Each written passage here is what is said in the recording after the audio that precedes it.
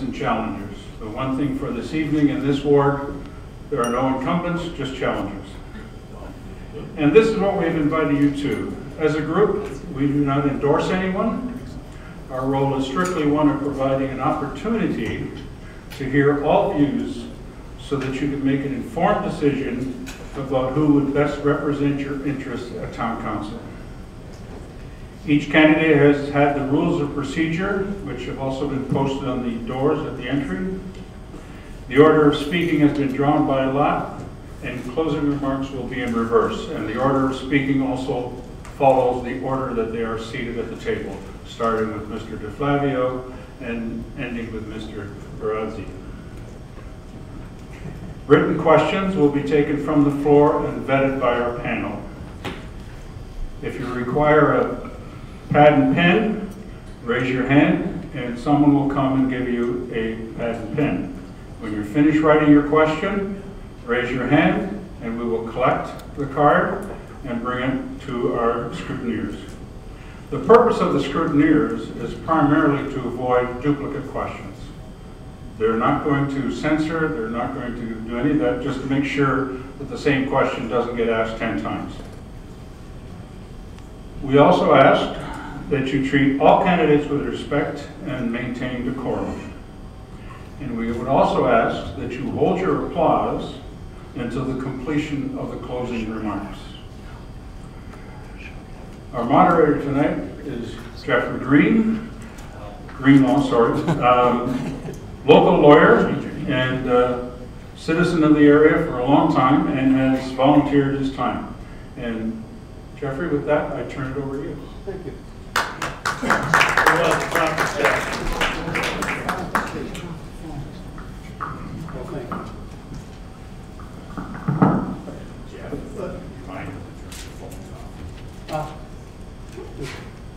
So I had a number of opening remarks that Phil covered much more concisely than I would have. I've just received a reminder. Could you please turn your phones off? Somebody tell me how to fix this mic so it doesn't Jeff, it belongs to the hotel. It's broken. Oh, good news. Okay, I'll just spend the evening holding it up. Let's get my reading glasses on so I can figure it out.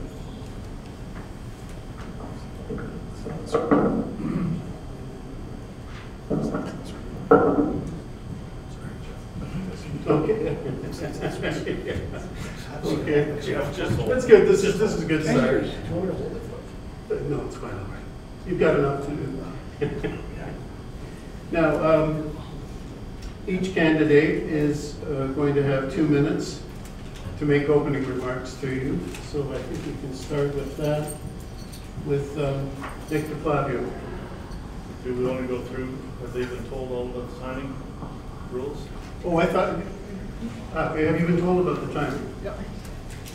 Card, all that stuff? No, not the... So Rob Hatton is the timekeeper. When you have 15 seconds left, he will wave a red flag at you. And if you're still talking 15 seconds later, he will ring a bell. There you go. Good evening, everybody. Thank you for coming tonight, and thank you to the organizers this evening. I'll quickly tell you a little bit about myself. I'm Nick DeFlavio. I'm a father of 4, a husband, son, brother. I volunteered with numerous organizations throughout town. I was a member of council for 15 plus years. I grew up on a small fruit farm on Main Street West near Maine and Casablanca, and my family still owns that fruit farm, and we still pick the cherries there today. I grew up picking fruit for the bigger farmers and thinking I didn't get paid enough, and I still don't think I was paid enough for picking fruit for those farmers. But I like to think that I'm not old, but I remember when there was a cannery on Main Street West, and I remember when pretty much everything west of Curvieri Avenue was either greenhouses or farms. And over the years, I've seen Grimsby grow and change, and I like to think that I've been part of a positive change that's occurred over the years. 19 years ago, I was elected to council for the first time and served as an alderman. If you live in a development that was built in the last 20 years, I probably had something to do with that development. If hopefully you like it, and then I take credit for it. If you don't, then I take no responsibility. I'm just kidding. If you or your kids have used Southwood Park, I was part of the group that created Southwood Park. If you've taken your children or grandchildren to the splash pad, I brought the idea of splash pads to Grimsby. If you've gone to the leash-free dog park, I was part of the group that brought those leash-free dog parks to Grimsby. If you've taken books out of our beautiful modern library, I was part of the group that created that modern library and continue to be part of the author series 20 years after its inception. If you like the Carnegie building that was restored instead of being torn down, I was part of I advocated to preserve that building and to make sure that it wasn't torn down. If you walk along the Grimsby waterfront and you like the Waterfront Trail, I was the chair of planning that brought forward that Waterfront Trail. I hope that you'll have the chance to ask me questions tonight and I'll have the opportunity to answer them, and if not, I'm looking forward to knocking on your door and talking to you in person. Thanks, everybody. The second candidate is Namir Rahman. Ladies and gentlemen, thank you all for coming out. It is a great turnout, and it's my pleasure to speak to you. My name is Namir Rahman, and I've lived in Grimsby with my wife and kids for over a decade. I'm an immigrant, so I bounced around a lot around Canada, and along the way I ended up working for the government in Alberta. I came back down here, I did my undergrad and my master's at the University of Windsor, settled in Grimsby with my wife. We had a couple of kids here, and we can't imagine of any other place being home than Grimsby. We fell in love with the town, and it's tough to describe any other place or imagine any other place that would be home for us. But Grimsby has its challenges, and before we get into what the challenges are and what the path forward could be, I just want to say that because I've worked in and around government and policy all my life, a couple of years ago I was involved, a little while ago I was involved with a negotiation where all the provinces and territories had to come together and put together an agreement that would take Canada forward economically.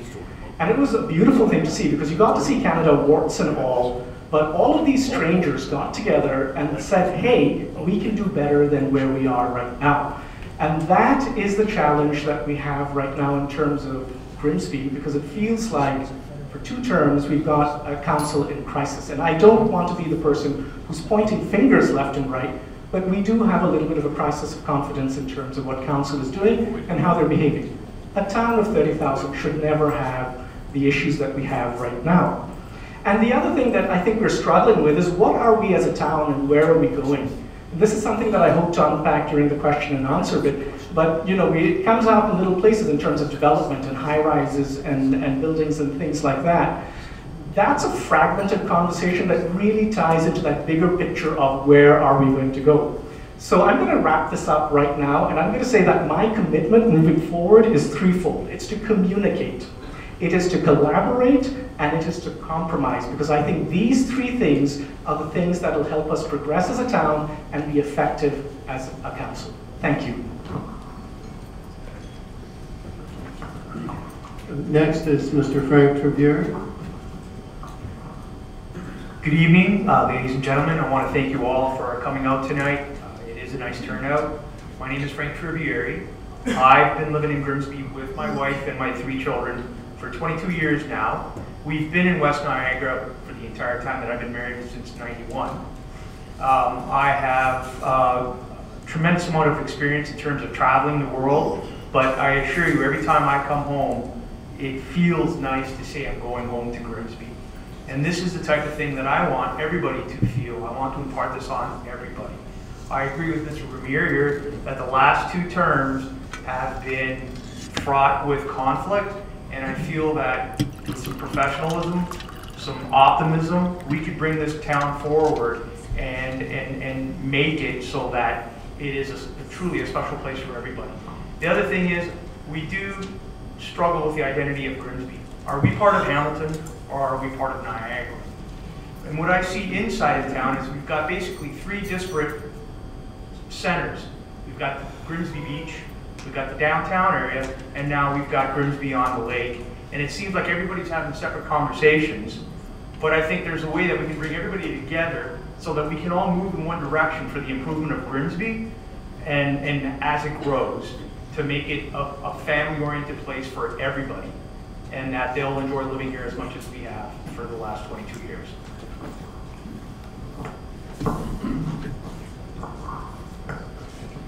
Next is Mr. Jim Howden. Good evening, everyone. First of all, I would like to express my thanks to Phil and the other committee members for organizing these events. And I want to recognize the voters that are attending tonight and all of the candidates for venturing into our democratic process. And lastly, our local press for attending and taking notes on the proceedings. A bit about myself. I have a strong professional background. I'm a life member of the Chartered Professional Accountants of Ontario. And I was fortunate enough to achieve the position of a senior executive and managing director, essentially head of credit risk for the trading floor of a large international bank in New York. Since retiring, I've had a strong community participation. I've been involved in all kinds of community activities. My wife and I have owned our house in Grimsby for 30 years. And in fact, my wife is from the little town of Brassey. The outgoing council did improve transparency by introducing video conferencing. And there is now an annual general meeting for our power company. As many of you can recall, there was a lack of transparency around the biodigester specifically that led to an almost complete change of councillors at the last election. The ongoing conflicts between some of the current councillors is concerning to Ward 4 residents as it splits unfinished. Sorry, people. How could this happen? Time flies when you're... Next is Mr. Vera Fatal.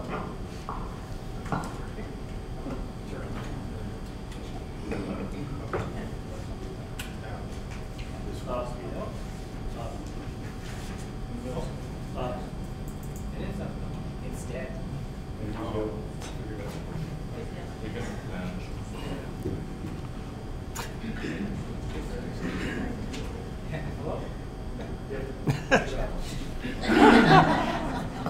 There you go.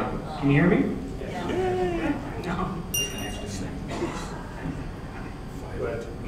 Hi everyone, my name is Vera Fatal. I'm a new resident to Grimsby. I grew up in Mississauga, but initially I came into Canada as a refugee. We came into Canada, we were Syrian refugees back in 2001, and I was born in a country that didn't give me an identity. My own country didn't give me an identity, and Canada gave me a home. Now, I grew up in Mississauga. I lived in Mississauga for 21 years, and the reason I ended up moving to Grimsby is after Hazel McCallion left Mississauga deteriorated very, very quickly. And now Mississauga has, for example, become the capital of human trafficking in Canada, and that's something that happened within a 6-year time span. So what I want to do here in Grimsby is I'm a father of 2 beautiful daughters, and I'm a husband to 1. And what I want to do is I want to ensure that Grimsby stays what Grimsby is, right? So as someone who lost his own heritage due to war, due to a lot of chaos, I want to make sure that we actually invest in our own heritage and maintain it, because that is something that I truly value for myself and my daughters, and that's something I believe many of the Grimsby residents that I've spoken to also value. Now, something I also wanted to discuss is development. I understand the value of development, however, in the path Grimsby is going in, it's very quickly going to be overdeveloped, and that's something I truly want to fight. I don't want to support that, and I just want to be very clear about what I stand for. And finally, I want to make sure Grimsby stays safe. Now, among the reasons I moved to Grimsby, and me and my wife chose Grimsby, is the fact that it has among the lowest crime rates in the Niagara region. I want to make sure that happens.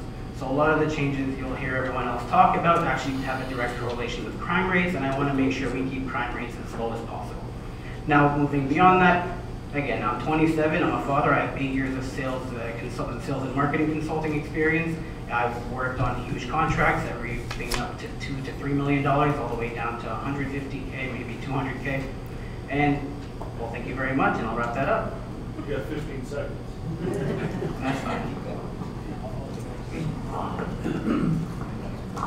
Next is Mr. Len Stack.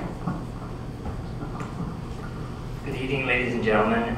It's so good to see such a great turnout tonight to listen to what I refer to the Magnificent Seven. I think that's really a compliment to Grimsby to think that we can come up with that many people interested in getting involved, because it's not always an easy job to run a campaign.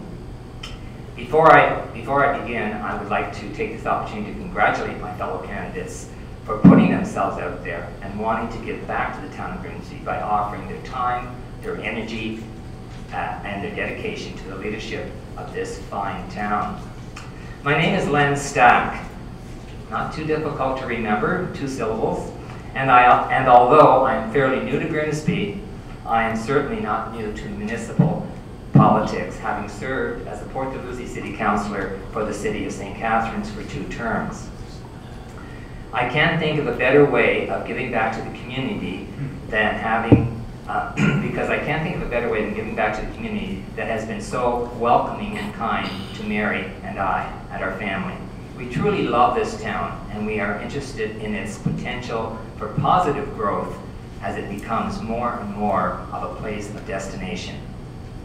You have before you this evening 7 amazing, qualified personalities with the knowledge and background to serve as strong community leaders. My message to you is very simple. Regardless of whom you should decide to support, please exercise your right and privilege to vote. Read the literature, get to know your candidates, and make a well-informed decision. When all is said and done, remember to respect your chosen leaders and keep them responsible and accountable for the decisions they will be making on your behalf. Campaigning is a demanding chore, but once elected, the hard work of the councillors is just beginning. Also, please remember when they do get elected your job is not over. Please keep them accountable. Thank you for your consideration and support. Next is Mr. Jacob Barazzi. Thank you. Good evening, ladies and gentlemen. For those of you who haven't gotten the chance to meet yet, my name is Jacob Barazzi, with a J. I'm a born and raised Grimsby resident. I've spent my entire life here. My parents have also spent their entire life here, as well as my grandparents. My great-grandparents first came to Grimsby and farmed a fruit farm from Kerman Ave to Roberts Road, currently where the town council and chambers sit today. Growing up in Grimsby, I played many sports here. As I look into the crowd tonight, I see one of my old hockey coaches. I went to school at Our Lady of Fatima. I went to high school at Blessed Trinity, and I then studied engineering technology at Niagara College. As a millennial, I understand the affordable housing crisis firsthand. Many residents in my age demographic are beginning their adult lives by purchasing their first homes in Grimsby on the Lake, as I will be come early 2023. Many of the old generations are also downsizing their homes and moving here. This presents a unique demographic. They all have similar needs from the township, and going door to door, I feel I can relate to both these demographics very well. In my professional life, I've worked on several large-scale federal and provincial public-private infrastructure projects, mainly as a surveyor and engineer technologist. I've developed an in-depth technical understanding of the direct relationship between infrastructure and government. And when elected, I will bring this skill set as councillor. But more importantly, I'm a unifier.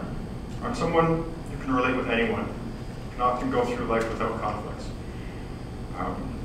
In council chambers, I will seek to avoid all the pettiness we've seen over the past 8 years and try to be the start of the tide that changes Grimsby in a positive direction. So what Grimsby needs most, above all else right now, is to heal and move on. I appreciate all the support I've received thus far. I hope to connect with every single one of you, and that has been my goal thus far, to get to every door. I would be humbled to represent you as councillor this term. Thank you, and vote Jacob Barazzi with a J. Thank you all. Now I have a question that each candidate will be given 2 minutes to answer, so really subject to the same timing rules that you were. And I think we'll take the 7 of you in the same order that you did the first time. And then your closing remarks, you'll go in the reverse order. -1, so we would start with Namir, and then circle. Was that what we're, oh, so we'll start that rotation right away, okay. Same order, we'll just start with Namir. Okay, so Mr. Rahman will be first and Mr. DeFlavio will be last this time. The question, anyway, is this. What are the 2 most important issues in your ward that you propose to work on if elected? So your 2 highest priorities.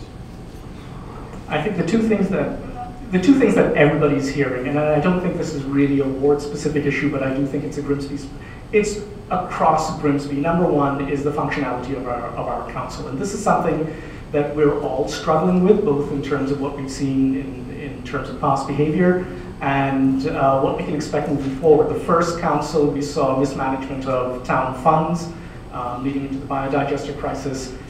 That was unfortunate to watch it unfold, and we had higher hopes coming out of council for the last administration, and it didn't work out. And I think the thing that we need to work on is finding better ways of collaborating and communicating. That's why that's my commitment in terms of how I intend to approach it.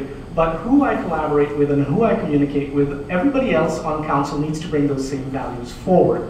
And if people can't elect individuals like that, then I think we're always going to have a problem. So the solution isn't fully with me, the solution also lies with you.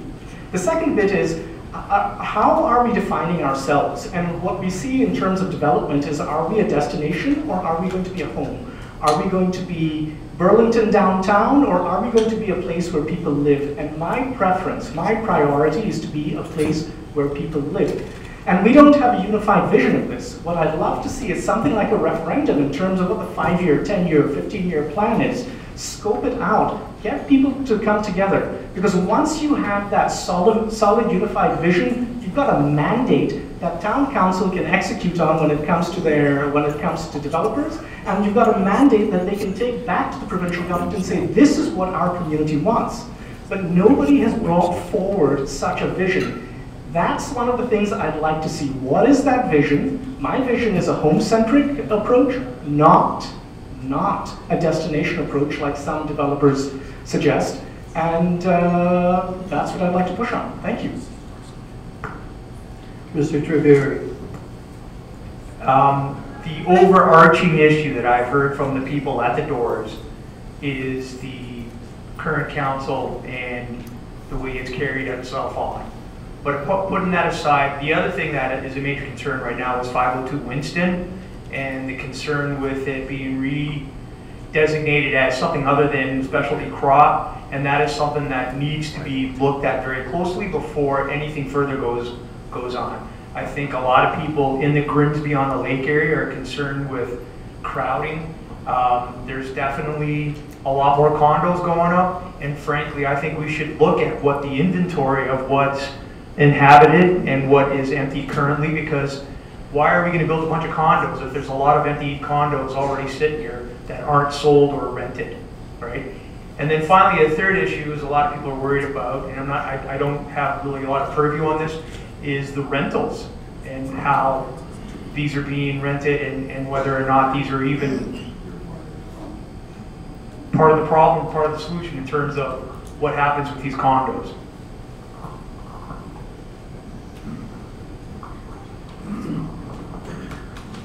Mr. Housen. Yes, thank you. I think that the current discord of council will probably be resolved by this election, so that problem should be resolved shortly. As mentioned, there's a common theme that runs through Ward 4, which is people do not want the greenbelt to be nibbled away at. Many people living in the Grimsby on the Lake Winston Road area moved here for the small town feel, and they share this common concern with the longer term residents. We need to resist expansion of the urban boundary until the town has a real vision of what possible expansion of the urban boundary might look like. The town needs to drive the development agenda. So that's point number one. The town needs to be in control of the agenda. Point number two is I knocked on a lot of doors in the last 3 weeks. Most residents have expressed how privileged they are to live here in Grimsby.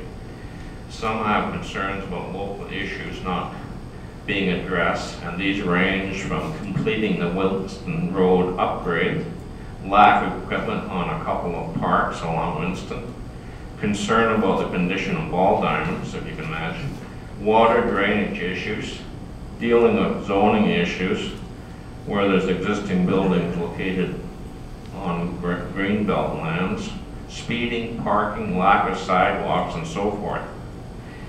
But most of all, they feel that their concerns are not being heard. So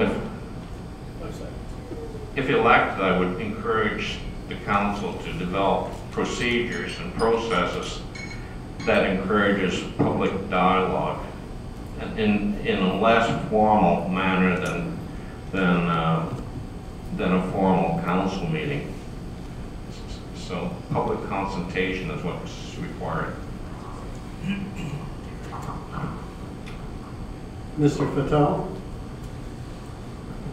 So for me, what I'm looking at currently is overdevelopment. I think that's going to be the largest issue we're going to face in the upcoming years. Grimsby, as is being overdeveloped. We've already lost a good chunk of our environment. We have way too much gone. So I want to focus on putting the right barriers in place to slow development down in our city, because where it's headed, we're turning the city into the projects, honestly, and it's a very dismal approach to what we're doing. And the second issue I wanted to take a look at is maintaining our heritage and actually increasing people's appreciation of it. Right? We want people to actually go around Grimsby. They want to see that heritage. We want to be able to somehow bring in people from outside to appreciate Grimsby's heritage, because a whole battle runs on here. Right? There's a good, thorough bit of history in Grimsby. We want to be very proud of that. We want to make sure we push for people to actually appreciate that and actually value it. So for me, definitely overdevelopment and that. And the end result is I just want to make sure Grimsby stays a safe city, maintains a good quality schooling, make sure that we're not overdeveloped, so none of these busy streets. We're already busy as is down at Main Street, and the heritage.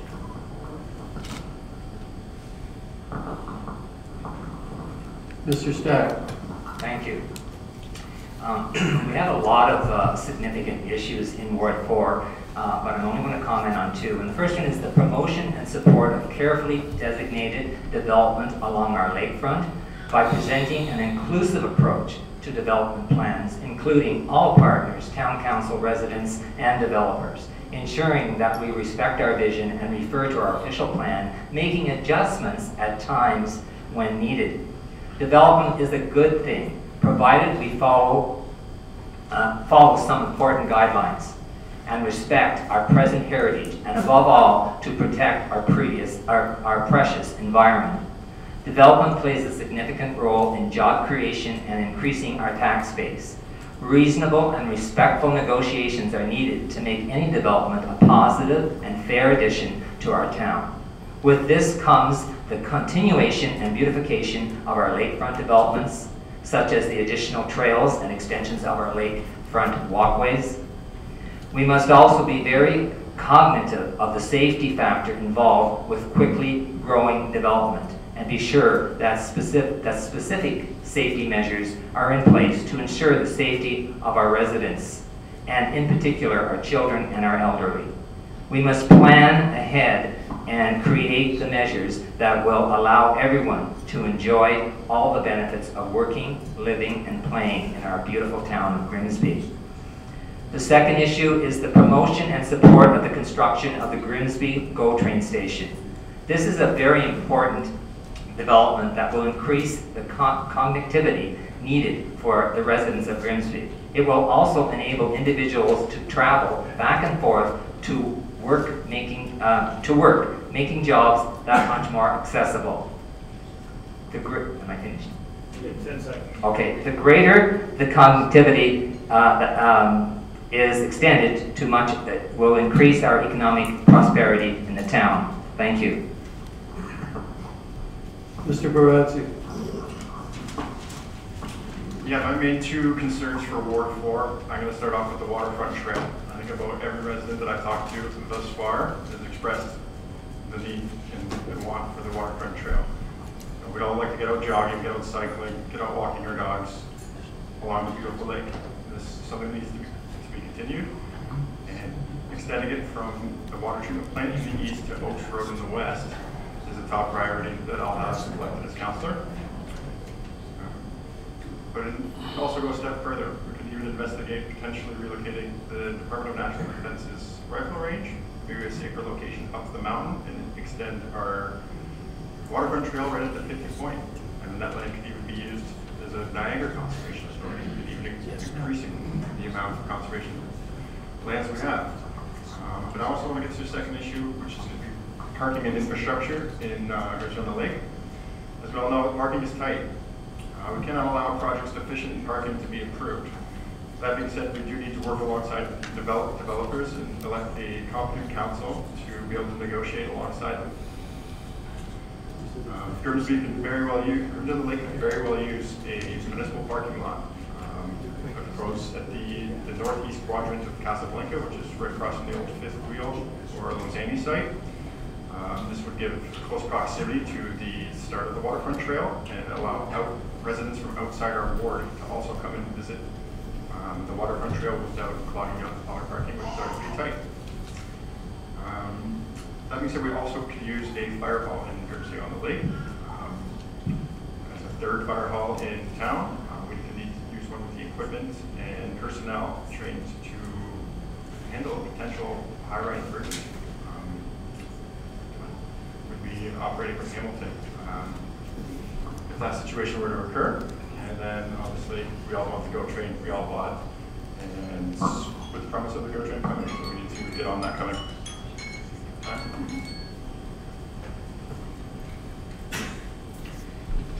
Mr. DeFlavio.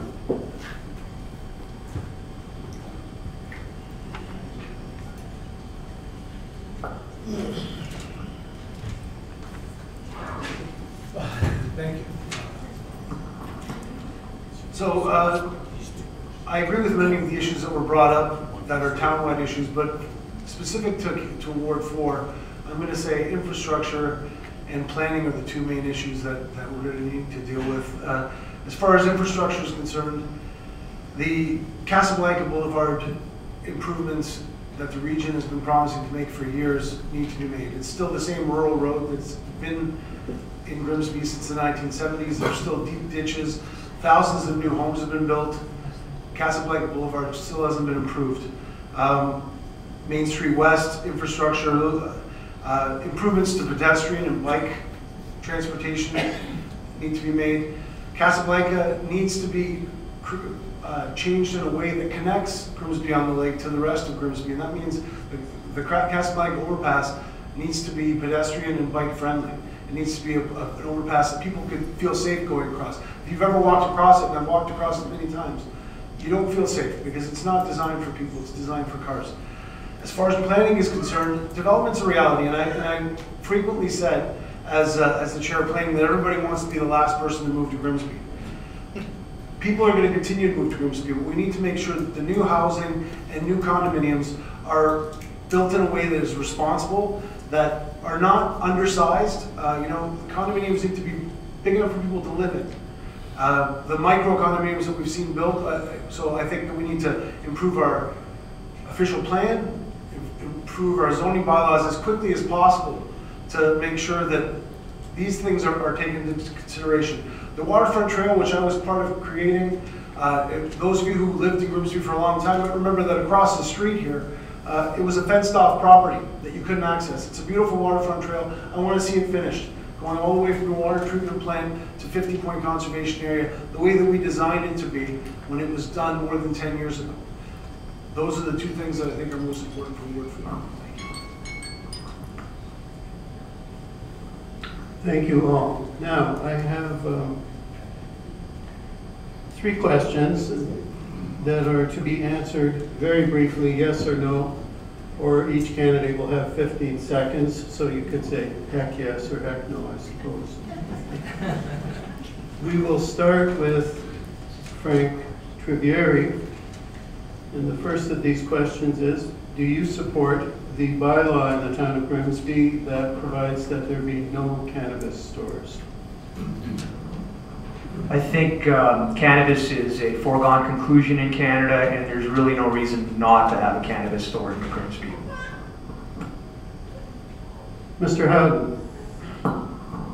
Cannabis is legal in Canada, and so I would share the same comment. I see no reason why we should not have a store. Mr. Fatal. I would not support that. I support the bylaw. I do not support having a cannabis store in Grimsby. I don't think our children need more distractions, so maybe keep it there. Mr. Stack. Yes, I definitely support it. I think it's just like any other business. It's been made legal. There's cannabis stores everywhere, and I don't see why there shouldn't be one in Grimsby. Thank you. Mr. Barazzi. Thank you. I think we should change this. I think we should allow cannabis stores in Grimsby. At the very least, it's a few more commercial taxpayers added to the fleet. I could go on for this for a bit. It's come across at many doors, but I'll stop. Mr. DeFlavio.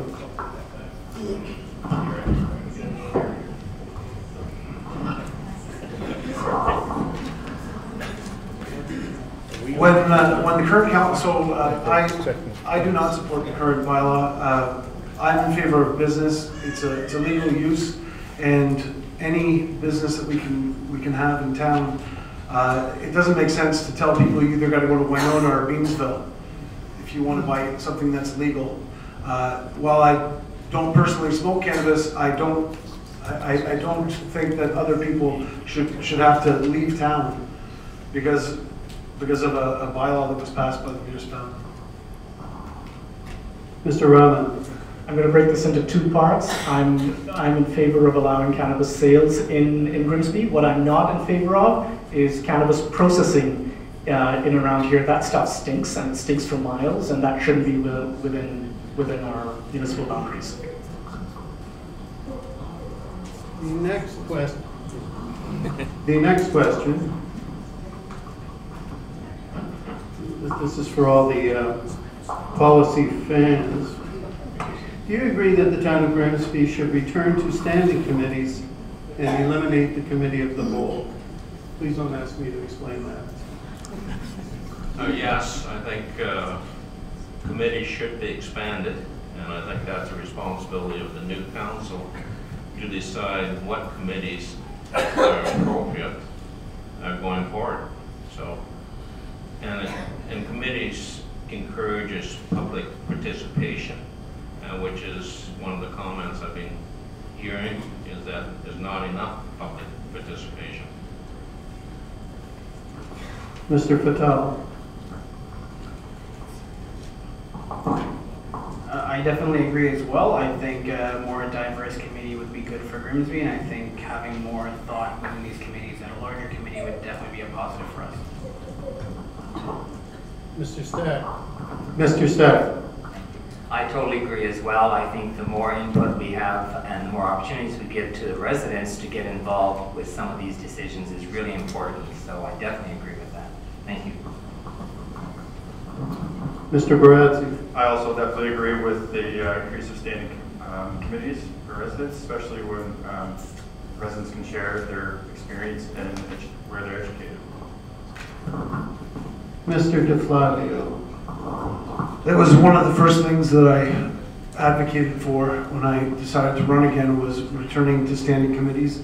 I strongly support it. I've seen firsthand the value of having lay members on standing committees, especially on the planning committee, where we've had people that have lived in town for years, brought their experience, and also don't have a political stake as a lay member. And on recreation services committees, we had members that were stakeholders in the community. So people that were part of the hockey organization, soccer, and all these other organizations were part of the committee that made the decisions regarding recreation facilities in town of Grimsby.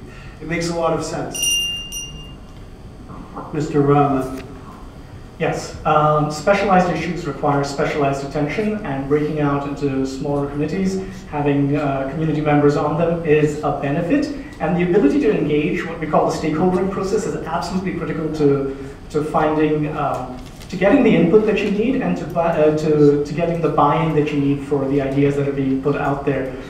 Every other level of government has very well-defined stakeholdering elements.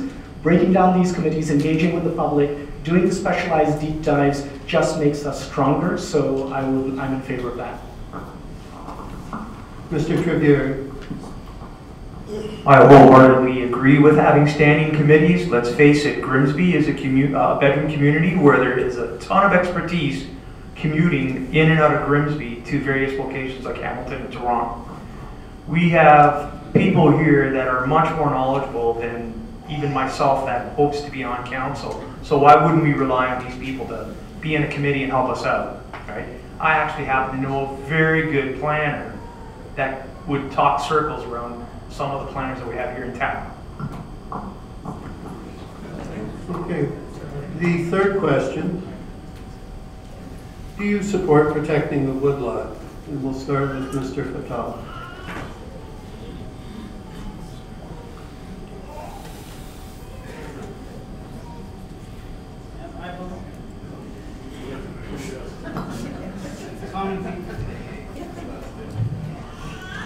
Words now.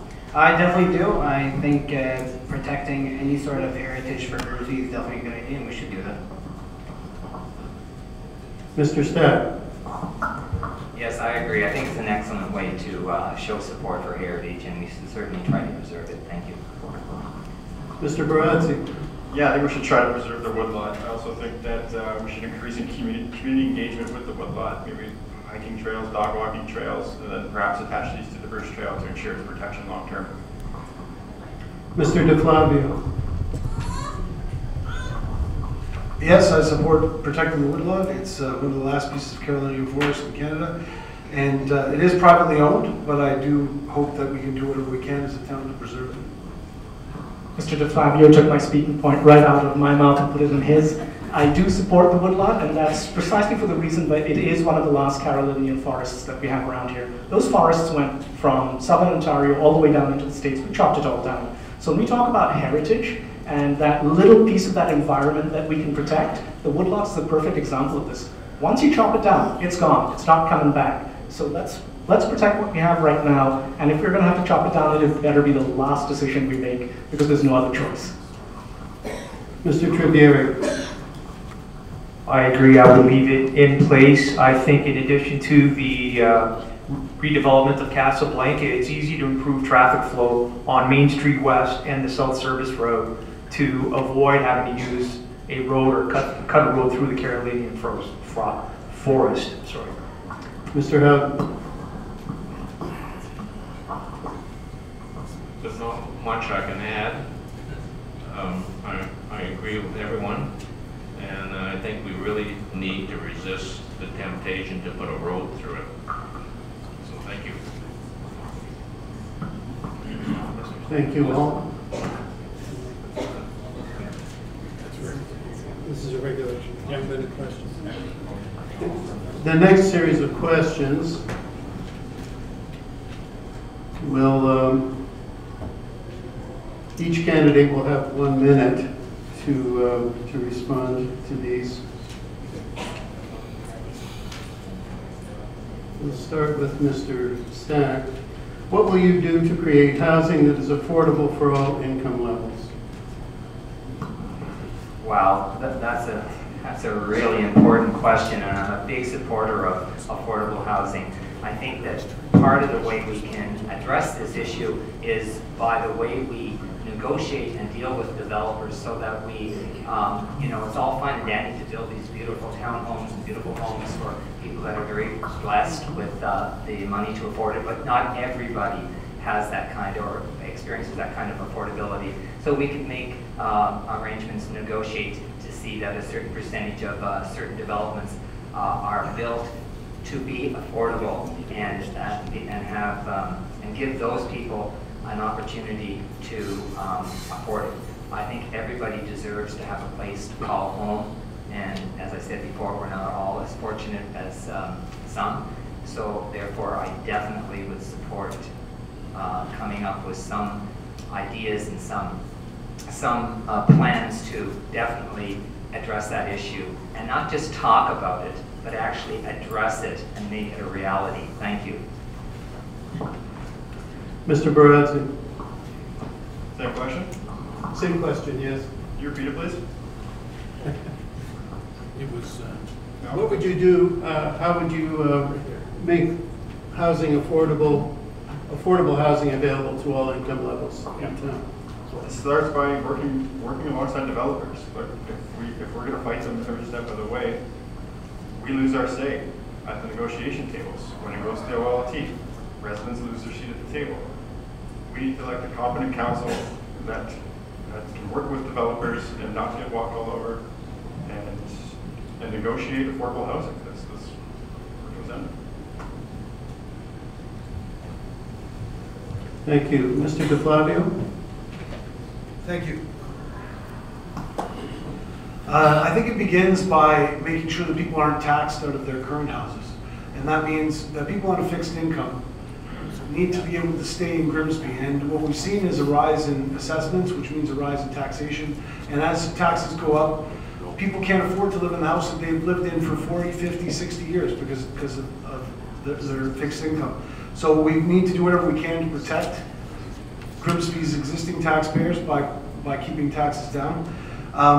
We promote affordable housing by creating a variety of housing types, by promoting a variety of housing types within our official plan. And we might have to look at providing incentives for affordable housing. The reality of the market is that Grimsby is an expensive place to buy a house, and that means that the rental market is very expensive as well. So we need to look at working with the region and working with the province to create a place where everybody can live. Mr. Rahman? There are policy makers and there are policy takers, and the municipal governments are always policy takers. They end up with the butt end of what the federal government, the province, and the provincial government tends to throw down at them. So if we're looking at what we can do that's within our control, then yes, you could have agreements with developers, look at what they call mixed income developments. You could designate certain numbers or percentages of units to be affordable housing. You could prioritize rental. But the fact of the matter is that what the crisis that we're facing isn't a Grimsby crisis. It's a provincial crisis, it's a national crisis, and we're trying to put a Band-Aid over a larger wound. And what I caution is that we can do all of these things. It's not the complete solution. Council needs to advocate for stronger solutions, both at the federal government and at the provincial government, in terms of stronger housing policies to solve this. So are there things we can do? Yes. Is it the magic bullet? Absolutely not, and I'm going to caution on this. So that's my 10 cents. Mr. Travier? I see the housing problem being an issue with the seniors and the, what are we now, Gen Z crew. So in addition to working with the developers who want to develop these behemoths, that are beautiful, by the way, there should be a way in order for them to offer affordable housing in some of these buildings. But also we should make it so that we promote multi-generational and maybe multi-family homes, as I remember it was when I was a little boy living in Northern Ontario. Mr. Hodge?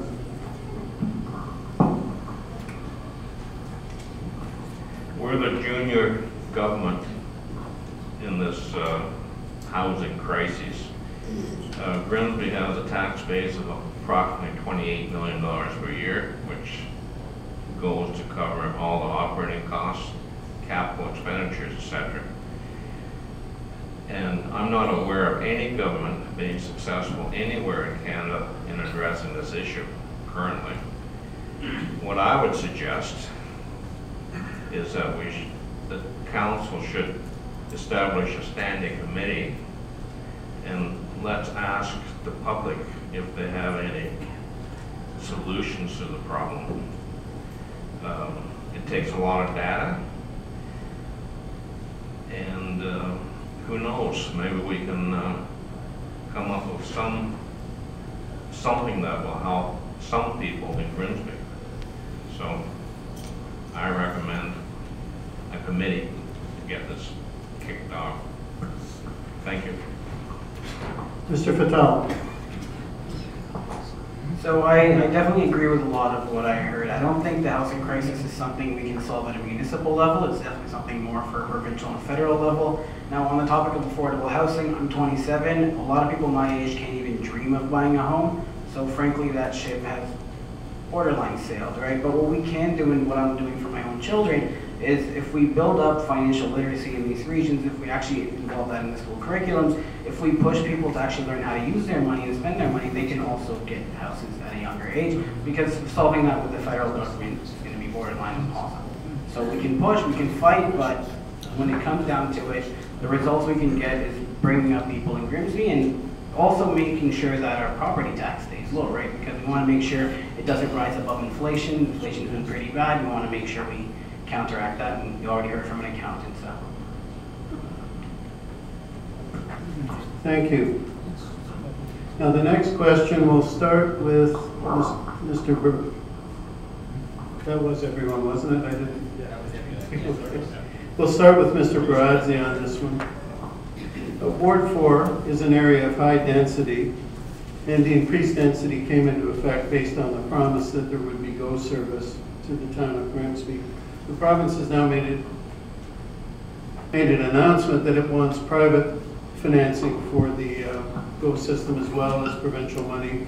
And the question is, how would you work towards securing private financing to support the increased GO service to the town? Mr. Baradzi? Yeah, I fully support the endeavor of the public-private partnerships. I think when they work, they really work.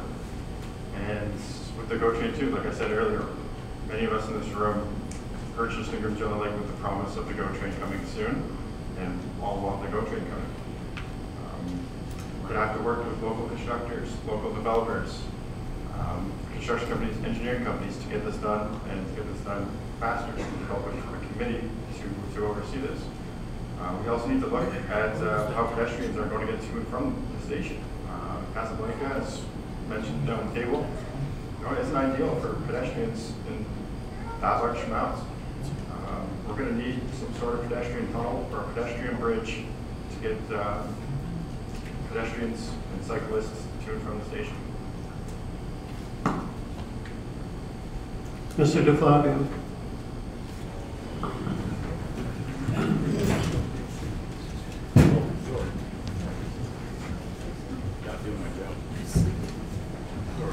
That's okay. You're going to get yourself straight to the next. While I don't agree with the provincial policy of private-public partnership on the GO stations, it is a way to save money. The way that you get around, we're going to have to deal with that is, the reality will be that there will be probably high-rises connected to or really close to that GO station. It's an unfortunate reality of the policy. And what that means is a developer might build the station in exchange for the air above the station. And while I don't love it, that's the reality of the policy. I do like housing close to the GO station. I do like high density close to a GO station. One of my criticisms of GO stations in the past is that they were all designed to be driven to.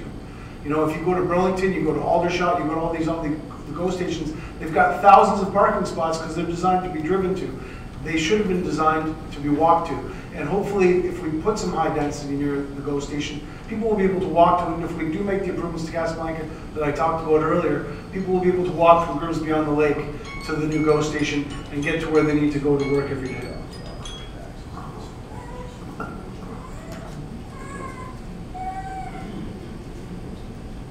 Do I kick off? Or Mr. Round. So when I bought my house here, when my wife and I bought our place here almost 12 years ago, the promise was the GO station, and it never arrived. It was always just over the horizon. So the fact of the matter is, I don't fundamentally agree with the P3 model, public-private partnerships. And it was, what was ironic was at the time when they advanced the P3 model for the Grimsby station, the province was trying to upload the entire Toronto transit system into the provincial coffers, right? And they found billions of dollars to do so. So the fact that they couldn't find whatever it was, $10 or $20 million compared to what they were willing to spend on Toronto struck me as being us not being prioritized. You want to get the GO station here, it requires advocacy, and it requires advocacy with the members that we have elected right now who are in government, who should be pushing for this to go forward. If we can't find our voice with the government, it's never going to come, and we just need to push. Council has a role on this, and we have a role on this. We need to advocate hard, otherwise it's just not going to happen. So advocacy is something that we can do, that's within our control, and that we should step up on. Oh, and I love all the talk about alternative transit and connectivity. This is a beautiful thing. Mr. Travier. I tend to agree with my colleagues on the left. I think for the government to want a P3 solution for the train station is a little bit ridiculous, because essentially what happens is where we're going to generate the revenue to build a train station here in Toronto, or here in Grimsby, Toronto will benefit because they're going to get provincial money to build their stations. I think that we should push back and try to get as much of the money from the government as possible to build the station, but also make it so it is amenable for the people of Grimsby to use to commute between Toronto or other locations in Ontario. Mr. Howden. Actually, I have no information whatsoever on what's planned for the GO station here, other than the rumor that it could mirror the Burlington train station development. If we go that way, and there are high-rises built around the GO station, which I think is what everyone can conclude, we need to ensure that there are trees and green spaces between the high-rises so that it's a real community and it's suitable for all people and includes all forms of housing. So thank you. Mr. Fatal. So in my personal view, and what I've spoken to a lot of Ward 4 residents about, was the issue we're facing with bringing the train here is that it is a very complicated issue. It's not something that we can just say, yeah, bring the train here. All of the houses are going to go sky high in value, and Grimsby's going to be all popular. It doesn't exactly work like that. I think it's a much more complicated answer that I should give to this question, but I think what we need to do is, I agree, we need to bring in traffic to our businesses. We do need to bring in some room for movement for the youth, for the people actually traveling to Toronto to work and traveling back, so they don't have to use their cars day to day. But other than that, I do still think it's an issue that we should more discuss. I don't think it's something that we should just jump on, yeah, let's bring in more people. Mr. Stack. Yeah, I think this issue is much more sophisticated and complicated than we think. There's nothing I'd like more than to see that GO train station up and operating. I don't think we should just give in to the Ontario government and their suggestions. However, my concern is I want the station built, and if private-public partnership does that, then maybe we should look at it. Thank you.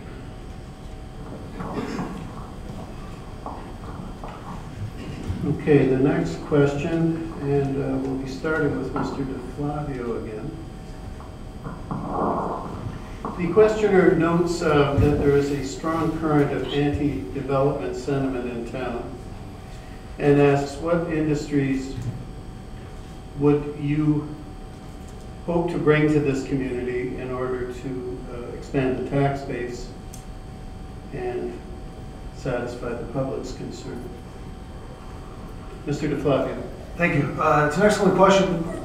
One of the things we always try to do is find a balance, because any taxes that are paid by industry or by commercial businesses are not paid for by the taxpayer. So you want that balance. We did an inventory about 5 or 6 years ago of the available industrial land, and frankly, there's not a lot left. the amount of land that's left for development is quite limited. What we don't have in Grimsby that other municipalities have is an light industrial area, like an Arbor Avenue in Stony Creek, where you have multiple businesses contributing to the tax base and reducing the taxes for the rest of the taxpayers. That's something that I would love to see happen, but in order for that to happen, you'd have to expand the urban boundary. So you need to, if that's what you want, then you have to accept the consequences of that want, right? So that's something that would require a great deal of public input that we need everybody to agree on, and would require regional and provincial changes to policy, both the Greenbelt policy and regional official plans, to make anything like that happen. Mr. Rahman. Complicated question. So in terms of industrial base, I'm not sure what space we have, as Mr. Fabio pointed out, but there's opportunities to bring in what we call the digital nomads, the folks who figured out how to work in the digital space and come and live here. There are services that we can provide in terms of work share facilities, ensuring that we've got high levels of connectivity, internet architecture, things like that that'll allow us to look forward into the next generation, and that's the space that we really need to be looking at. One of the towns that has these huge aspirational goals, and I'm always amazed when they put out something, even though they haven't delivered on it, is Innisfil, that looks towards that future in terms of what the digital economy could be. And in the post-COVID world, we've got people who are traveling all over the world and working from wherever. So if you want to talk about building business, there's ample opportunities for people to build their businesses from their homes. And pre-COVID, I ran into this lady who was running a multi-million-dollar health apparel business from her house. And I talked to her, and I discovered her by accident. And I want to be able to set up a facility or a system where we can support all of these things through remote and digital services for whoever wants it. That's the future. That's where we need to be leaning into. Mr. Travier. We don't have a lot of land, I understand that, but we definitely have some brownfields here in town that can be utilized for light commercial or light industrial businesses. In addition to the digital technology, which I believe a lot of us have already been forced into, working out of the house over the last 15 years, not just COVID. But I believe that supports for the agricultural industry in the area, the greenhouse industry, and even, although some people don't like it, the cannabis industry, there's lots of opportunity to expand the industrial base or the commercial base that will defray the cost of our taxes. Mr. Howden. Thank you. We're checking on the financial statements from 2014 to 2021. Our commercial and industrial tax base contributed only 16% of our tax revenue. It's very low. And I don't think we should discount the opportunity to redevelop a lot of our existing commercial buildings. Many are very old and they need upgrading. So what we're talking about here is getting new commercial buildings into the town by developing, as Frank indicated, brownfield properties. So thank you. Mr. Fatal. Would you be able to repeat the question again? Yes. So, taking into account the strong anti-development sentiment in town, what industries would you promote bringing to this community to increase the tax base? Perfect. So as someone who's worked and been very successful in sales and marketing for over 8 years, I currently work remotely. Our internet here is amazing. I don't think that's currently an issue. What I do believe we should do to kind of combat the business income and to actually make Grimsby more affordable is to train people in how to work remotely. I do think that is where the future is. I've currently worked with tens of companies that generate $50 million a year plus, and they're looking to turn their companies remotely, completely remote. So I do believe the future is headed in that direction. We're also getting a lot of movement into Web3, so a lot of decentralization. I don't think that focusing on building more infrastructure and more buildings in Grimsby is what's going to rake in the cash. I do believe it's actually empowering our citizens to grow and to actually gain more revenue for their homes that'll make us more successful city with a higher revenue count. Mr. Stack. A higher revenue count sounds good to me. Yeah, I tend to agree with my colleague here about home businesses and working remotely. Let's face it, ladies and gentlemen, we're not about today. We're really supposed to be about what's going to be tomorrow, for not our sake, but our children's sake and our grandchildren. So I think home businesses and working remotely is definitely the look of the future. We do have a limited industrial base, but I think we can attract industry by making appropriate connections and promoting what we have here, even if it isn't a whole lot. So by promoting and getting out there and making it known to people and persuading people to bring industry into town, and also to advocate that home business and working remotely. Thank you. Mr. Barazzi. I appreciate the numbers Jim actually threw out there, because that's kind of what I wanted to echo. For far too long, Grimsby's kind of relied on the tax base of the residential taxpayer. We definitely need to do much more to increase our commercial and industrial tax base. I think this can be done easier through the commercial than the industrial base. There's a wide open industrial park up in Smithville that's still full of space for businesses to go to. And as far as bringing in large scale manufacturing, industrial business like that, the employee base and the labor force are largely dependent on transit, which we do not have at this time. Circle back to the GO train. That's going to help our businesses retain and attract talent, and as well as to keep GTA job markets open to residents. Thank you. The next round will start with Mr. Rahman.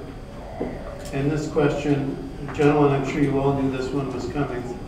The questioner notes a substantial increase to municipal taxes from 2021 to 2022, coupled with some reduction in services, and asks, how do you plan to keep property taxes reasonable? A couple of years ago, just as COVID hit, I actually penned a letter asking for council to take a look at those hard numbers, because we were looking at something like a 20% increase. And I said, this is ridiculous at a time when we're probably going to look at record unemployment. So if we're looking at what property taxes are, I think we need to have that hard conversation in terms of what the tax rate is going to be versus what are the services that we're going to get out of it. There's always this expectation that we're going to gold plate everything, and everything comes at a cost. And if you want everything, you're going to have to be willing to pay for that. I don't necessarily agree with gold plating, but I do believe in bringing a value for money conversation or a value for money approach to the town's finances, and asking, do we really need this? Is this going to bring us value? How much is it going to cost us? And can we afford it? So those are those conversations that we need to have as we move forward. One of the things that irked me was the councillor pay issue, which I know was a relatively minor thing, but they really should have foregone that pay increase when a lot of people were going to lose their jobs. I think this one, Sorry, Mr. Travier, way to go. I think this one ties in nicely with increasing the industrial commercial base of businesses that can help reduce the cost of the residential property taxes, but also within the first few months of the new council session, not going to put through another 26% increase in council pay, and all of these IC investigations, which ended up costing us money, goes down on the bottom line, which is reflected in our taxes. So a lot of these shenanigans need not happen, so that we are respectful towards the citizens of Grimsby to ensure their taxes aren't going up over frivolous matters. Mr. Howden? Mr. Howden. I have a lot of numbers, but I won't bore you. I think one of the issues is that the taxes bounce around each year. One year, no tax increase, the next year, a big tax increase. We need to forecast out much better over the next 10 years, determine how much additional taxes we're going to receive from new property developments. We need to make sure that we're not wasting money on studies that have already been done in the past. We just need to be a little tighter, tighten things up. And when we build big projects, we bake in a lot of additional cost. And Rob is waving at me, so that's it. You got 10 seconds.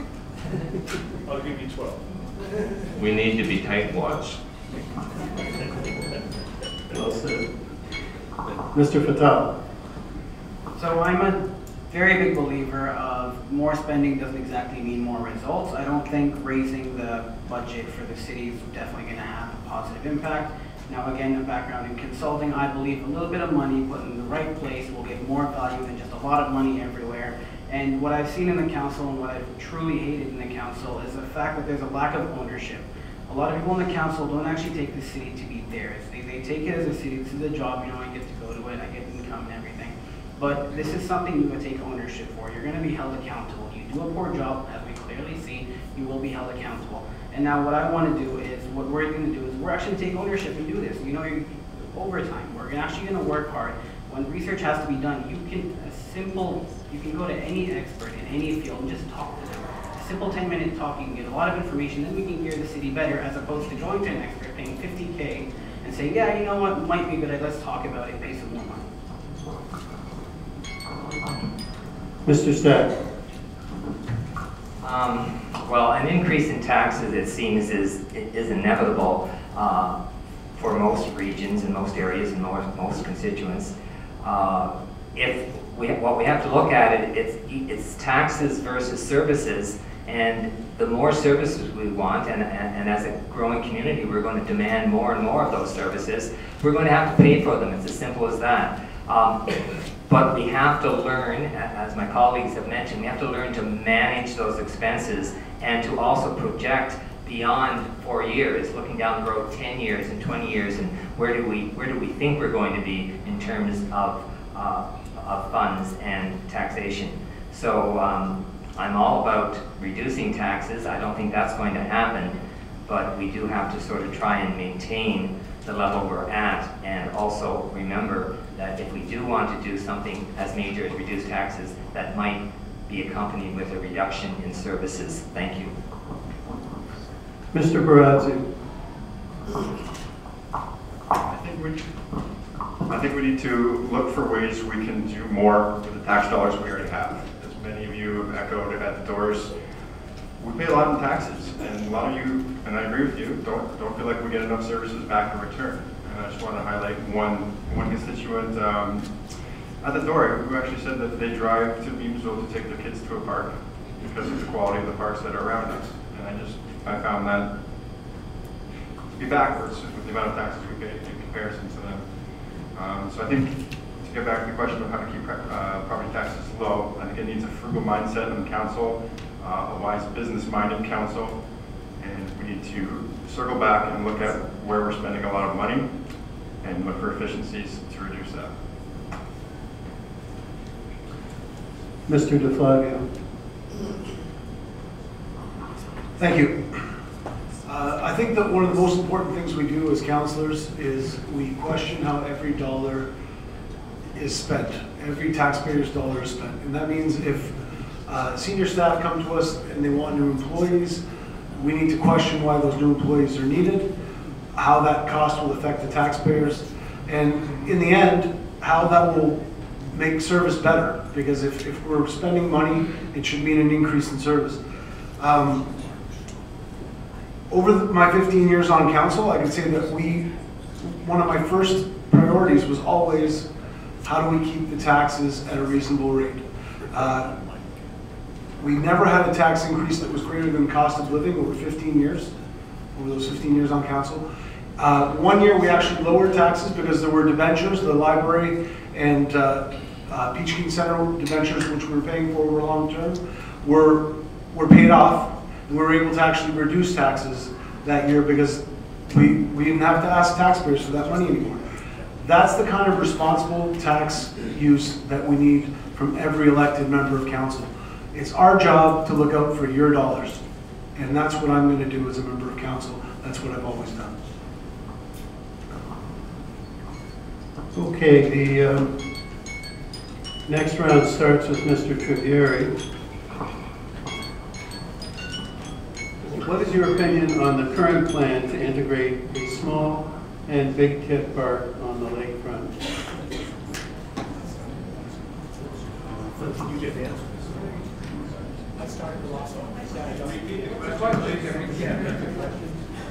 Repeat the question? Yes, I could. Your opinion on the current plan to integrate a small and a big kid park on the lakefront?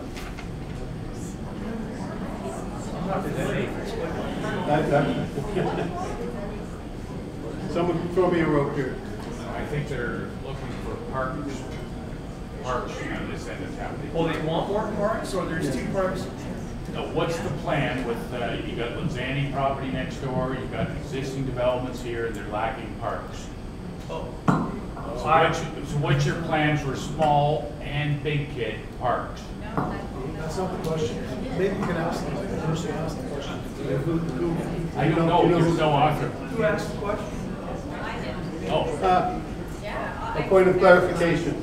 So on the waterfront, there is current, I think it's actually established that they're going to build what they're referring to as a big kid and a small kid park on the waterfront. And it kind of Can you spell that word? Yes, my Kid, apologies. is it K-I-D? Correct, like Oh, an okay. older Large child person, small and a smaller child park.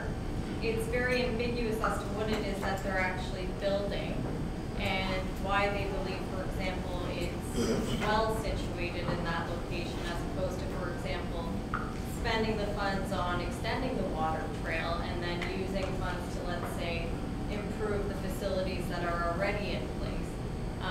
And my biggest concern is it's already a tight area. There's nothing in the plans that would suggest, let's say, improved parking. Because if we're going to have small kids, well, small kids also come with cars and strollers and things of that nature. So aside from it feeling like a huge waste of money that could be put to enhance our waterfront and to allow access for kids to be riding their bicycles and rollerblading, we're now taking away from the waterfront. So instead of the kids being, let's say, on the beach or on the trail, they're coming to the waterfront to use ambiguous big kid and small kid play parks. But they're not established yet. Oh, okay. This is a plan. Then we have I think we have the issue laid out for you, gentlemen. Mr. Travieri. Okay, I agree with you. The water trail or the shore trail is narrow, so it wouldn't really offer a big enough space to put a large park. But the opportunity is with Mr. Lasani and his development to ensure that there's a green space put in place where you can incorporate both ends of a park where there's a large, I'm assuming like 3-year-olds and under, and then 3-year-olds and up, to use playground equipment for these people. But also 502 Winston is something that if that's going to move forward, we definitely need to look at a proper park, not like a parking lot park. I'm talking about a proper park where maybe we can have a couple of soccer fields and equipment like a monkey bars or swings, whatever we do for the smaller children, and a safe space for the parents to be with their kids on their bikes. Yeah, I think this is already a very... Okay, no, it's for the candidates now. Thank you. Mr. Howden?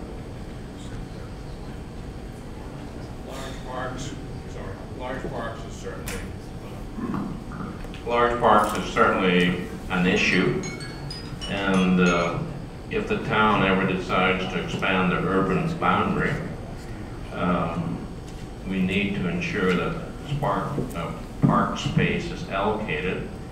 In fact, perhaps we should be out buying land now for parks.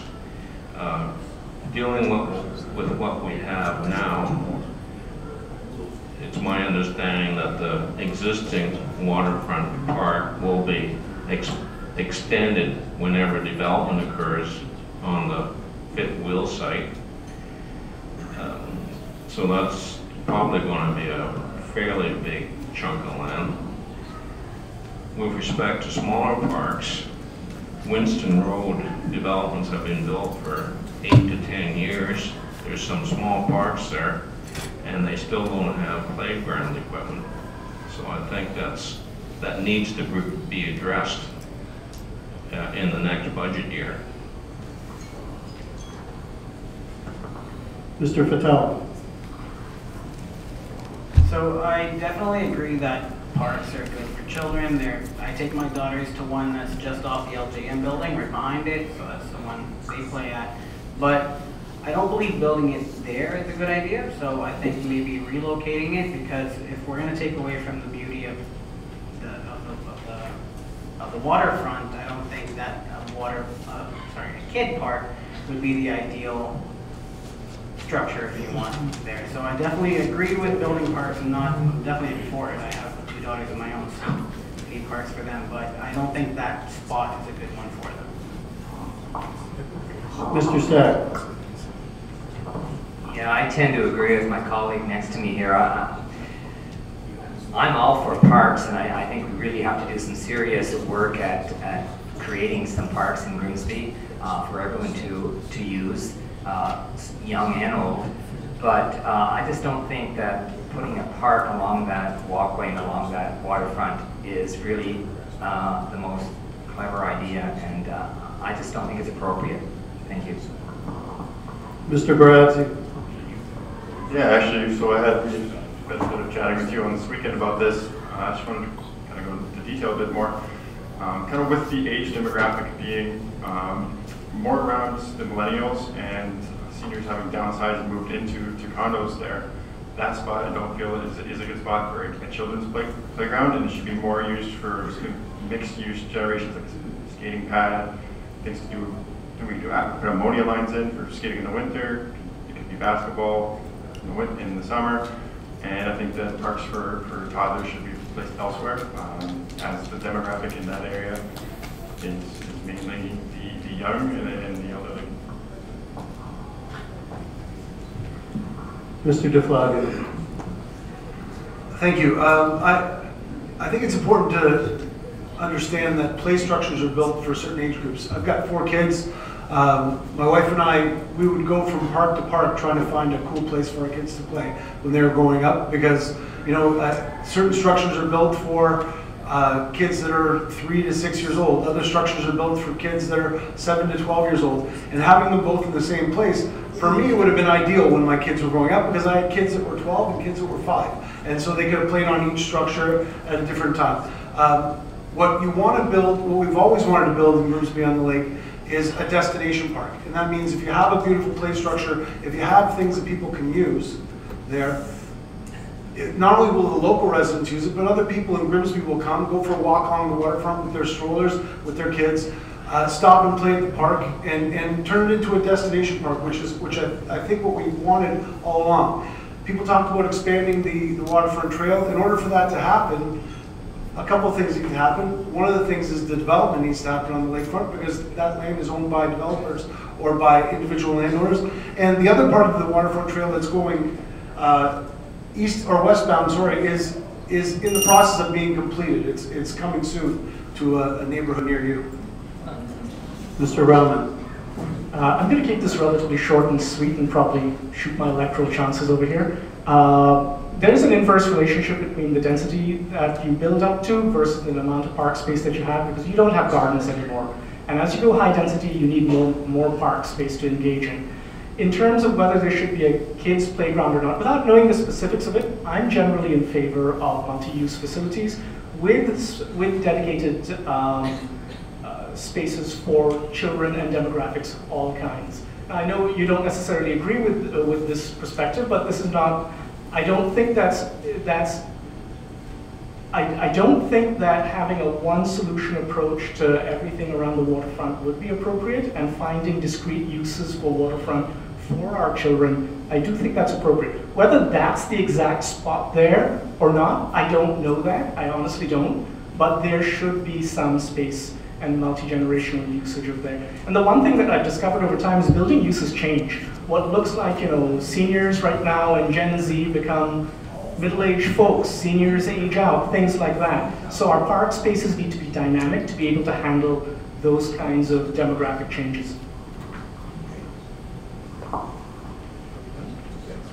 Okay, time is running short, so I'm going to impose a different time limit on this question so that we have time for the closing remarks. So I think about 20 seconds each will do the trick. We'll start with Mr. Howden. The question is, Grimsby Hydro, does the town sell it or keep it? Good question. I don't know. I think, again, new council should take a look at the investment, calculate the risk of the ownership risk. Ownership risk includes personnel risk, includes financial risk, and conclude if it's worthwhile to keep, and if it was sold, what would the money be used for? So I have no answer currently on that issue. Thank you. Mr. Fatale?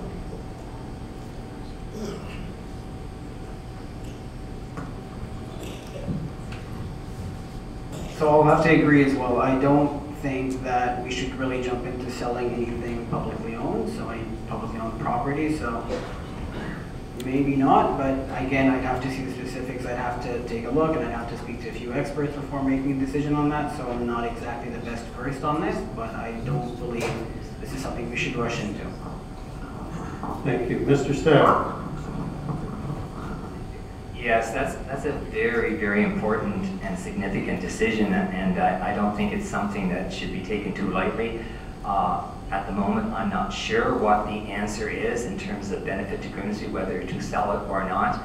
I think you'd have to do a detailed investigation into the situation and see where, if there's more value for us by selling it and losing that responsibility, then perhaps it might be the road to go down. But at the moment, I think we have to do a lot more homework. Thank you. Mr. Barazzi? I think the town should continue to invest in cash flow positive assets and look to further move into Grimsby Power and perhaps invest into underground mines. Mr. DeFlavio?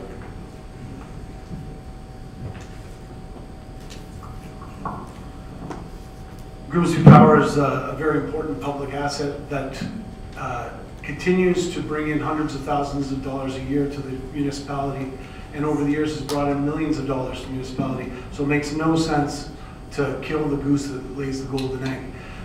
Every year we get hundreds of thousands of dollars, and also as a taxpayer, aside from being a councillor, I don't trust whatever council is there at the time to spend that big chunk of money in a responsible way. I'd rather give them a little bit of money each year to invest as they see fit than a large sum of money that will be spent once and we'll never see again. Mr. Rahman? I really dislike this order because he keeps on taking my points, but so a little bit about my background. I worked in the utilities sector. I used to do OEB rate filings with 2 utilities. I worked as a senior advisor with the Strategic Policy Unit of the Ministry of Energy. If you want an answer as to whether you should keep it or sell it, absolutely keep it. This is an asset that continues to generate revenue without having to rely on the tax base. Municipalities have very few revenue sources that are outside the tax base. And so for us to go ahead and sell it and lose the revenue stream doesn't make sense. To the second point, Council has single-handedly mismanaged every large asset that we've had over the last little while. Fiber optics, biodigesters, etc. Grimsby Hydro is independently managed. It's got arm's length governance. It's got a franchise territory. It's got a rate-regulated revenue stream that comes in. This is nothing but good news for us, and we should hang on to this as much as we can because it's safe, not tax-dependent dollars that we get to see, and that every dollar that we get from them is a dollar that we don't have to extract from the tax base. So that's you guys. So hang on to it, please. Mr. Travier. I mean, yes, I agree. If it's revenue positive, it makes sense to keep it on the books in Grimsby. If there's issues financially, then we need to review it, but I don't think it's an out and out decision to sell it until there is a proper review. So I think, yes, we keep it on the books with Grimsby. Thank you. Okay, we turn to closing remarks. So each of you will have 2 minutes with the same encouragements from Mr. Hatton as to keeping to your time limit. And we'll do these final comments in the reverse order to the opening comments. So we'll start with Mr. Barazio. Jacob, so this is 15 seconds to go. Don't hit. 15 seconds to go.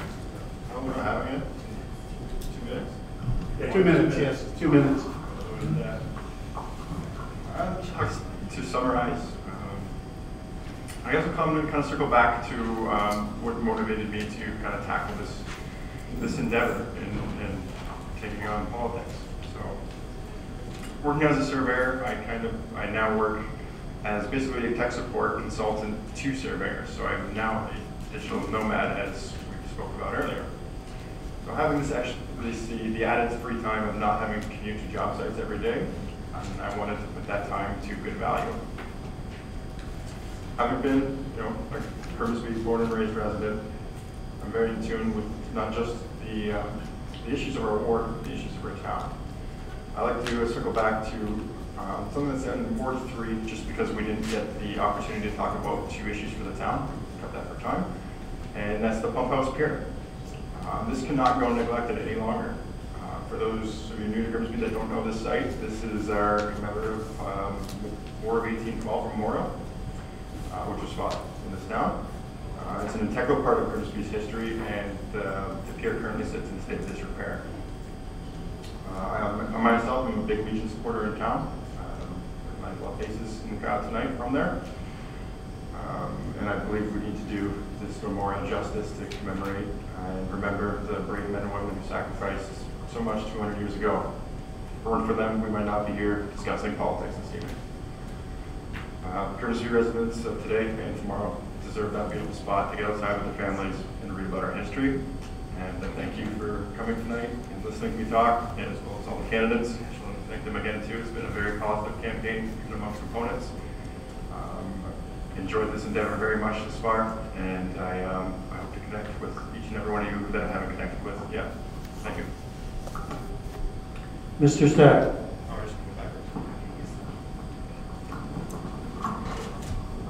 Yes, just to begin with, I just want to let you know that I'm knowledgeable, I'm personable, I'm accountable, and above all, I'm very transparent. I am now retired from education, and I definitely have the time and energy to put into serving you people as the constituents of Ward 4.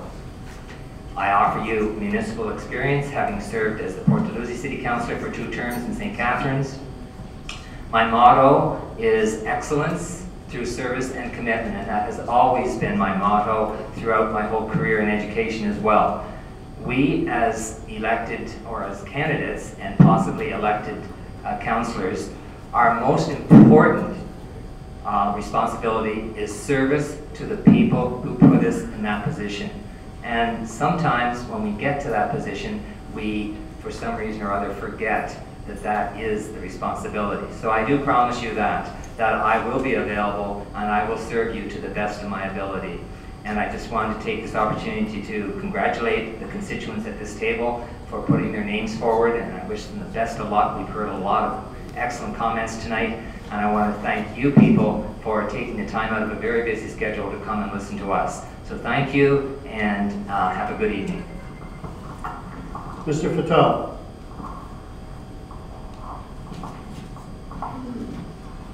And I also want to start by thanking everyone. Thank you for coming. Thank you for those watching us on live stream.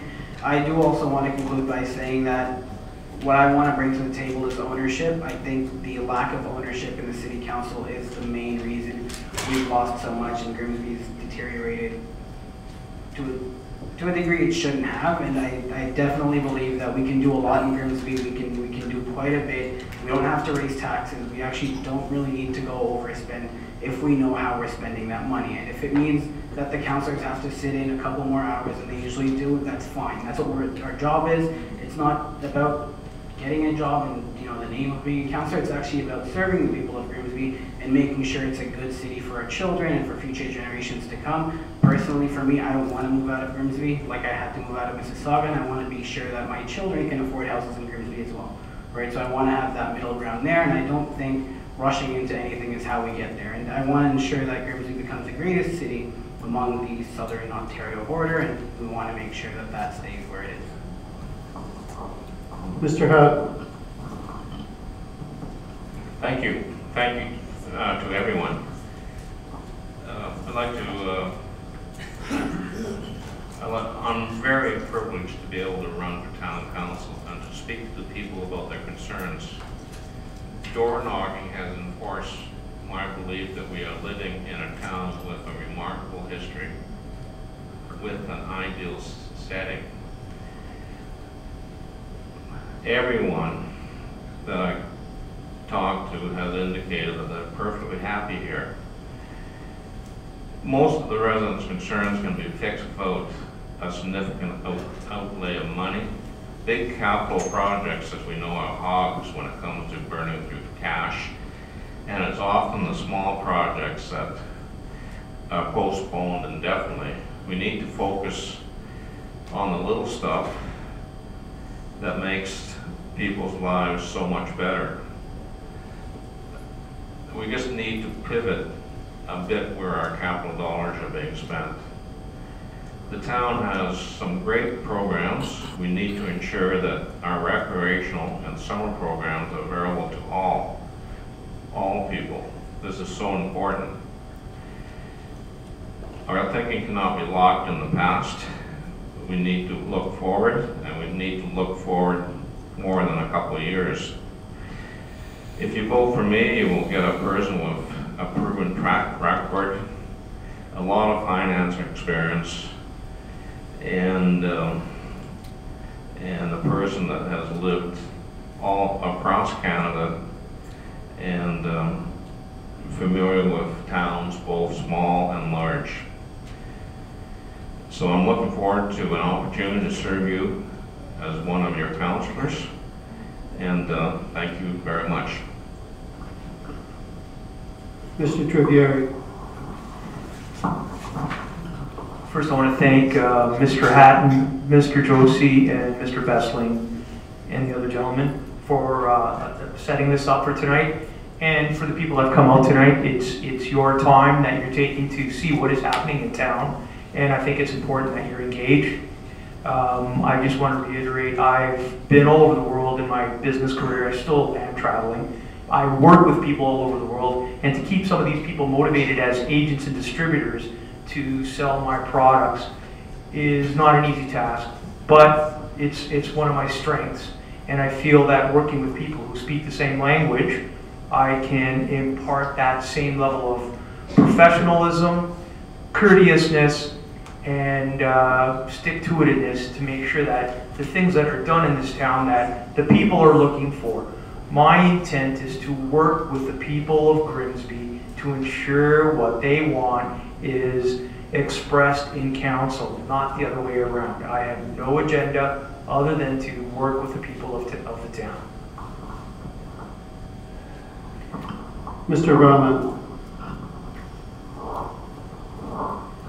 I really want to thank everybody who's come out for this debate, for this discussion. It's not a debate, and the organizers here for bringing us together.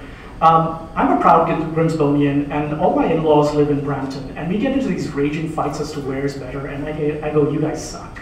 You don't know what you're missing. Come out to wine country. We're it. And I defend this town rapidly, and I know a lot of you do too. But we've got this nibbling sensation that we can do better, that our council can do better, that they can represent our interests better, that they can learn how to communicate and collaborate better.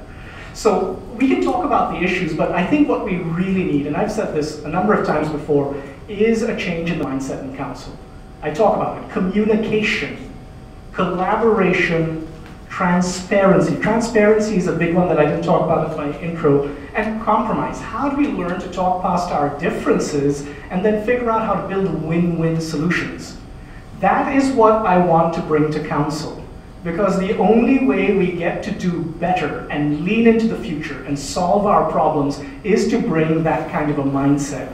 But the challenge that you all have to face is to find two wonderful individuals over here, I'm saying I'm one of them, to bring that. And I think you've got a tough choice ahead of us, ahead of you in terms of how to approach this. So my name is Namir Rahman. I'm running for council. I really would love it if you guys could vote for me. And whether you vote for me or not, come out and do your civic responsibility, because that is how you hold council accountable at the end of the day when they refuse to collaborate and coordinate and communicate. So that's it. Thank you very much, and I look forward to seeing you all on the campaign trail. Mr. DeFlavio. Thank you. Like my colleagues up here, I want to thank the organizers this evening. There's a significant amount of time and money that goes into organizing these events.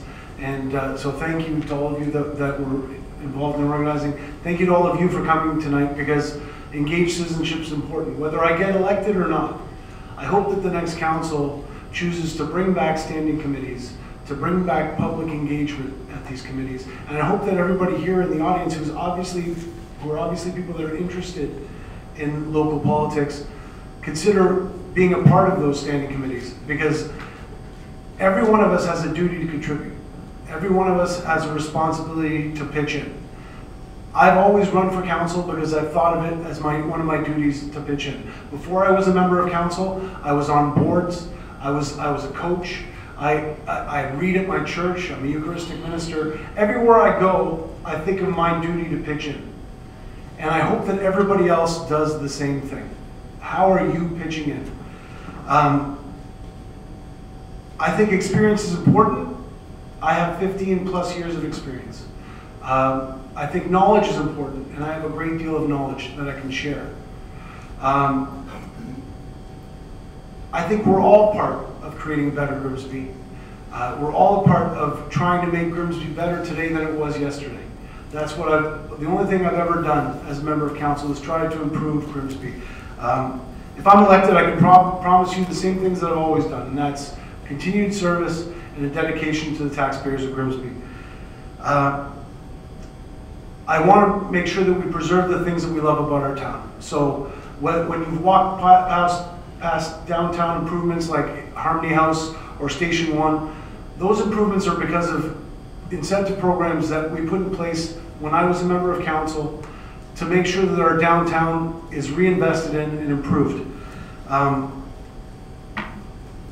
promise to continue to be prepared, to be knowledgeable, to think about what you have in mind, but think about what all of Grimsby needs whenever I make a decision as a member of council. So thank you, everybody. I hope you have a great night. And I want to thank the Jays for clinching last night, so I'm sure that's probably why many of you were able to come tonight. Have a great night, everybody.